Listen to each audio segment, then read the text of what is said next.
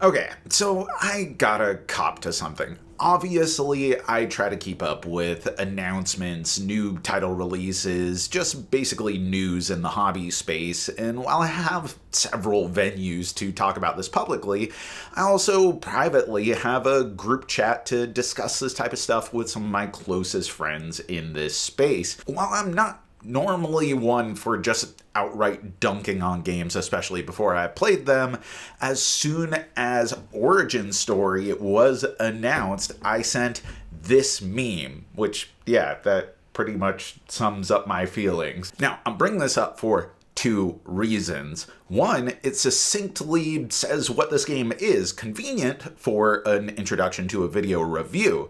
It's a tableau building trick taker with a superhero theme and gorgeous illustrations. And two, even though I had this initial gut reaction that this was going to be pretty boring, it turns out it's actually pretty damn rad. Trick taking. You know the drill. The lead player plays a card, everyone else must play a card of the same suit from their hand if possible.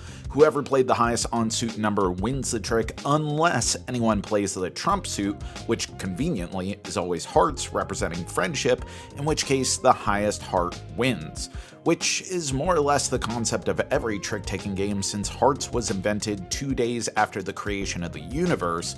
What makes Origin Story different is you're playing out 5 hands, where each round, except for the last, starts with you drawing and selecting a story card, a power, which will have a wide range of game-altering effects and ways of accumulating points. Then in the final round, you select one of 2 set-aside superhero identities, which hopefully you've carefully planned your growth, your origin story, preparing you to become. Setting aside the strategic implications of the mechanics for a bit, this is some of the best thematic resonance that Stonemaier has ever achieved in a game.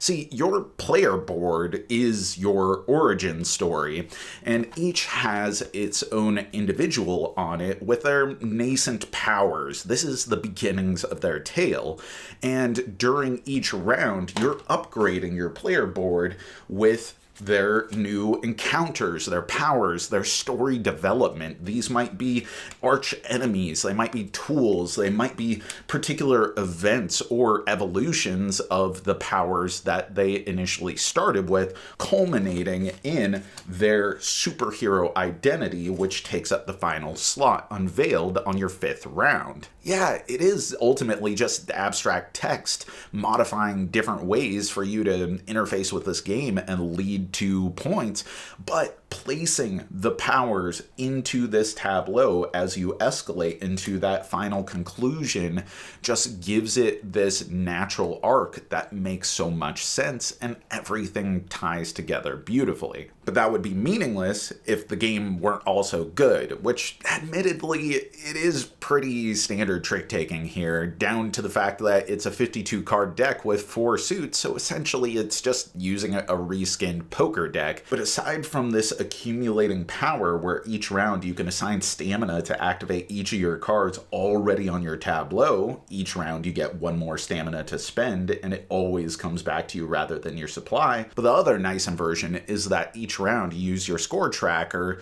to reveal whether you're going to be in your superhero or villain side for the round, which means you're either scoring 1 point for every trick that you win or 4 points at the end of the round if you win exactly 0 tricks, which sounds like a pretty easy thing to do, but definitely is not. It comes with its own mental gymnastics that you have to do about how many points you want to slough off to heroes if you're playing the villain trying to not score any tricks, and also are you choosing your cards based off of whether or not you're planning on being a villain or hero more often. It's a small system, but there's a lot of life breathed into this game.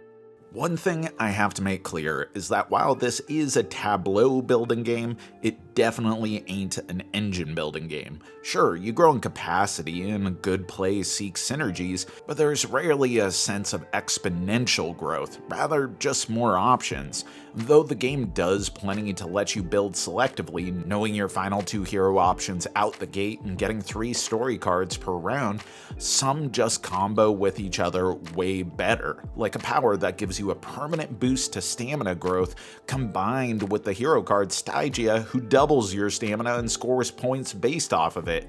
Fortunately, most of this is conditional, and the dynamic nature of trick-taking makes it more often an interesting avenue to explore than hurdle to overcome. Also, with few notable exceptions, I'm looking at you, Sale, trick-taking has never been strongest at low player counts, though there is a valiant effort here. In 2-player games, both have a dummy player to their side as a sidekick who always have a choice of 2 cards to throw into the trick. It's fine, good even, with its own set of gymnastics to work against, especially when those face-up cards, at use to you and your opponent, can be accounted for as you start a trick, though it's certainly not as fluid or clean as with 3 or more players.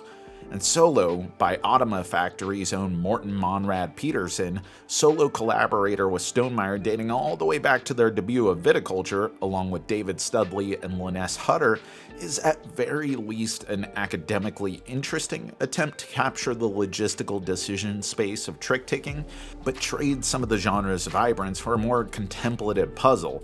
Successful, even if it requires more management than this depth of game probably deserves. I've had fun with it, and I actually think I'm going to be playing a little bit more solo, but I couldn't help but feel that it never was really good, just good enough. All that said, this is a game that I really like. From the captivating illustrations standing in such contrast to typical superhero affair, to a sense of personal narrative, to the neat little combos you can make, and that it saw through my blasé attitude to the fact that we're getting such a deluge of trick takers lately. And like many other recent bangers, from Arcs to Sail to the Office Dog LOTR trick takers, it asks, can we use this system, this core mechanic, to facilitate something greater? And I honestly think that Origin Story is among Stonemaier's best output in a long time. And that's our review, but let me know, what is your favorite recent trick-taking game, and what's your favorite game that uses trick-taking as a way to facilitate something greater? Put it in the comments, and as always, thanks for watching, supporting, subscribing, commenting, doing all that stuff. It really helps, but above all, thanks for being such an amazing community. You know that I've been Jack for the Cardboard Herald.